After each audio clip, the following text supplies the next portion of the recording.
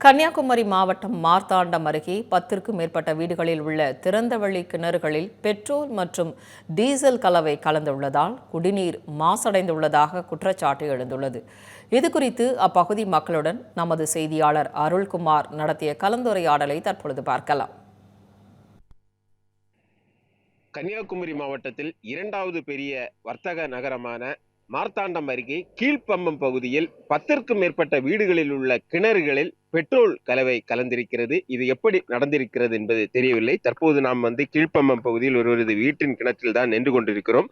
அந்த கிணற்றில் அந்த டீசல் மற்றும் பெட்ரோல் போன்ற படிவங்கள் கலந்திருக்க அந்த காட்சிகளைத்தான் நாம் பார்த்து கொண்டிருக்கிறோம். தற்போது ஒருவர் அந்த கிணத்திலிருந்து தண்ணீர் இறைக்கிறார். அந்த தண்ணீர் இறைக்கும் காட்சிகளைத்தான் நாம் பார்த்து கொண்டிருக்கிறோம். அந்த தண்ணீரில் பார்க்கலாம், தண்ணீர் அந்த கிணத்திலிருந்து இறைக்கும் போது அந்த தண்ணீர் பெட்ரோல் அல்லது டீசல் போன்ற ஒரு கலவையாகத்தான் அதில் காட்சியளிக்கிறது.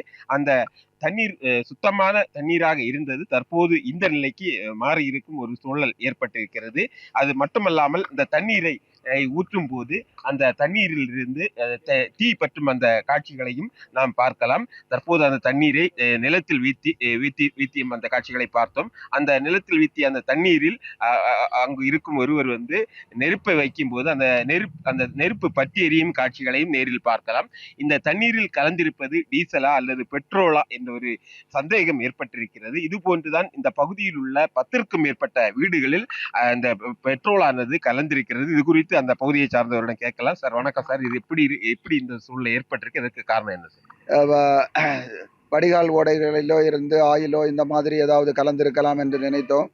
தற்போது நகராட்சி அதிகாரிகள், சுகாதாரத்துறை அதிகாரிகள் எல்லாம் இந்த பகுதியில் இருக்கக்கூடிய வீடுகளில் கிணறுகளில் ஆய்வு செய்த போது இது பெட்ரோல் அல்லது டீசல் கலந்த கலவையாக 10க்கும் மேற்பட்ட கிணறுகளிலும் ஆழ்துளை கிணறுகளிலும் கலந்திருக்கிறது தெரிய வருகிறது.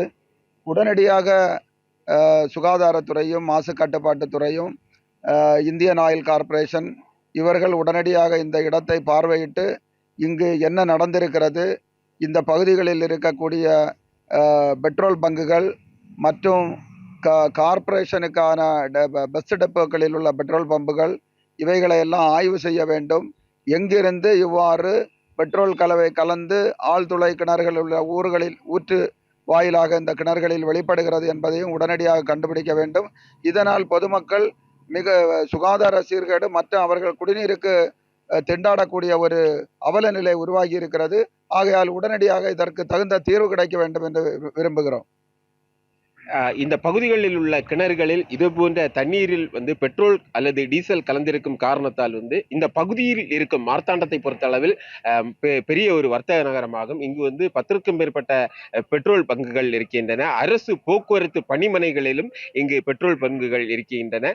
இது எங்கிருந்துதான் இந்த கலவை இங்கு கலைக்கிறது என்று ஆய்வு செய்து உடனடியாக அதிகாரிகள் நடவடிக்கை எடுக்கப்பட வேண்டும் என்பதே அனைத்து தரப்பு மக்களின் கோரிக்கையாக உள்ளது.